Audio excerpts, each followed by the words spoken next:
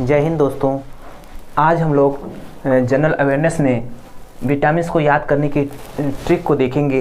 ये सारे जो क्वेश्चन है vitamin A, vitamin B, vitamin C, vitamin D, vitamin E, vitamin K, इसका रासायनिक नाम बहुत बार बार पूछता है। इसके ये रासायनिक नाम दिए हुए हैं तो यही पूछता है। इसके लिए एक ट्रिक्स जो है, आप अगर इसको याद कर लेते हैं, रथ पर एक टॉफ़ी, पर को आप साइलेंट छोड़ दीजिए, तो र से रेटिनॉल हो जाता है, थ से थायमीन हो जाता है, ए से एस्कॉर्बिक अम्ल हो जाता है, क से कैल्सिफेरॉल हो जाता है, टा से टोकोफेरॉल हो जाता है और एफ से फिलोक्विनोन हो जाता है।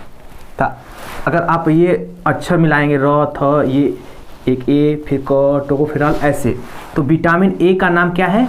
रासायनिक नाम। इसको आप लिख लीजिए, रासायनिक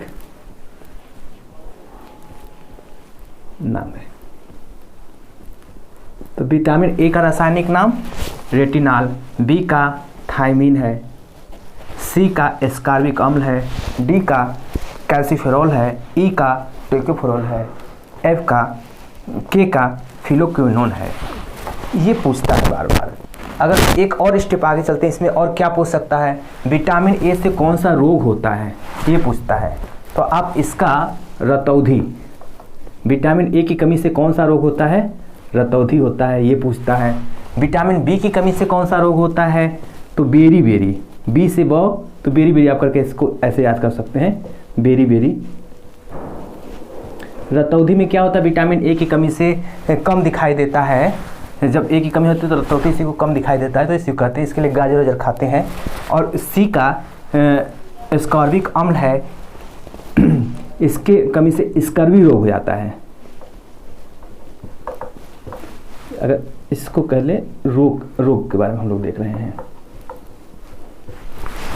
विटामिन सी की कमी से स्कर्वी रोग हो जाता है।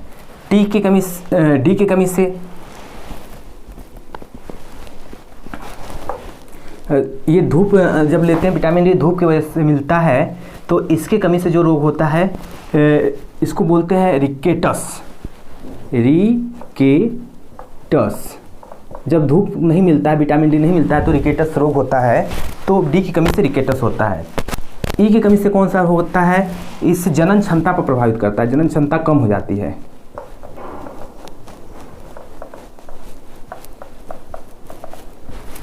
और के की कमी से कौन सा रोग होता है? रक्त का थक्का न जमना।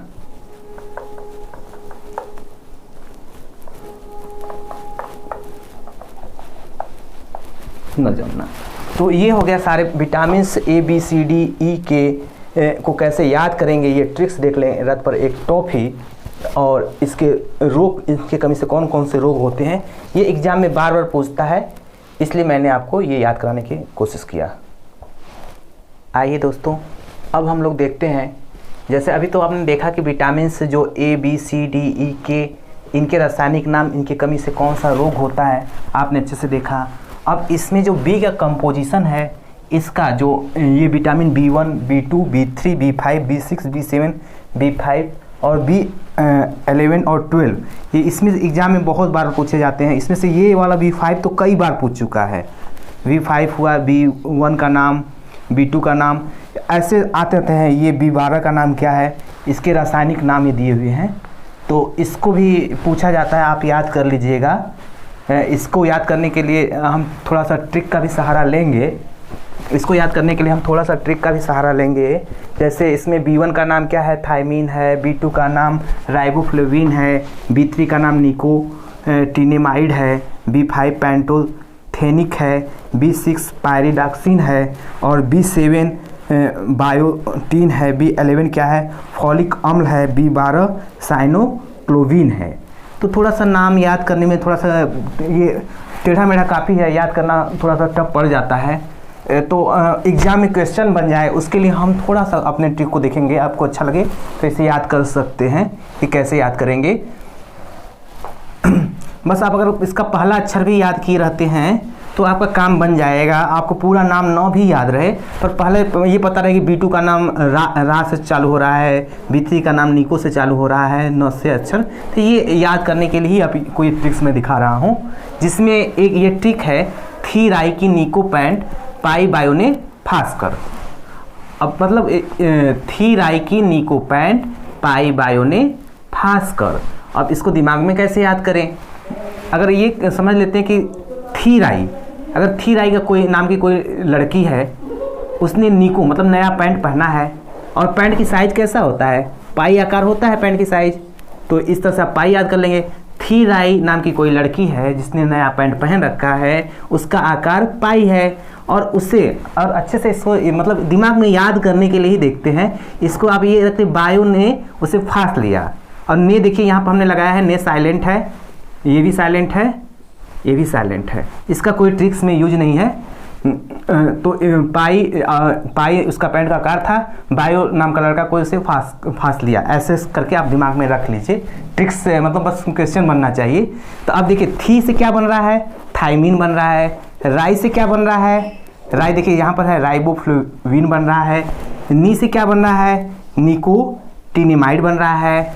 फिर ये देखिए पेंट से पेंटो बन रहा है। इसमें क्या है? पाई से पायरिडॉक्सिन बन रहा है। बायो से बायोटीन बन रहा है। B11 जो देखिए यहाँ फास से क्या बन रहा है? फास से फॉलिक अम्ल बन रहा है। और B12 को आप ऐसे ही याद कर सकते हैं, साइनोक्लोविन है। इसमें ट्रिक्स में ये नहीं आया है, पर ये इंपॉर्टेंट है इसलिए मैंने लिख दिया इसमें। तो अब इस तरह से आप याद करिए। B1 थाइमिन है, B2 राई है, ऐसे B3 में निको आएगा, B5 में पैंटो आएगा, B6 में पायरी आएगा, और B7 में बायो आएगा, B11 में फॉलिक अम्ल आएगा, B12 में साइनोक्लोविन हो जाएगा। तो फिर से मैं एक बार ट्रिक्स को याद करा देता हूँ। थी राई की निको पैंट पाई बायो ने फास कर। इसका ये भी देख लीजिए, थी राई नाम का कोई लड़की है, नया पैंट पहनी है, पाई उसके साइज है, पैंट मतलब पैंट ऐसा पाई की तरह दिखता है, बायो ने से फास कर। तो इस तरह से आप ट्रिक्स देख सकते हैं, जिसमें हमने आपको बार बार बता रहा हूँ B5 बहुत इंपॉर्टेंट है, B12 बहुत इंपॉर्टेंट है, और B1 भी इम्पॉर्टेंट है, B2 भी इम्पॉर्टेंट है। और ये सब भी ये भी कभी कभी ये भी पूछा है, B3 भी पूछा है, B6 भी पूछा है। तो अब B7 B11 बचा, मतलब एग्जाम में तो कुछ ना कुछ क्वेश्चन पूछे ही हैं। इसमें से एग्जाम में ये सब पूछे हैं, पर ये जो मैंने बताया B5 बताया, ये बताया 1 बताया, एग्जाम में बहुत बार पूछा हुआ है। तो इसको आप याद कर सकते हैं। और ये तो बहुत सारा ही इंपॉर्टेंट है, जो इधर की मैंने बताया ये बहुत इंपॉर्टेंट है। ठीक है, थैंक यू। इसका स्क्रीनशॉट ले लीजिए आप लोग।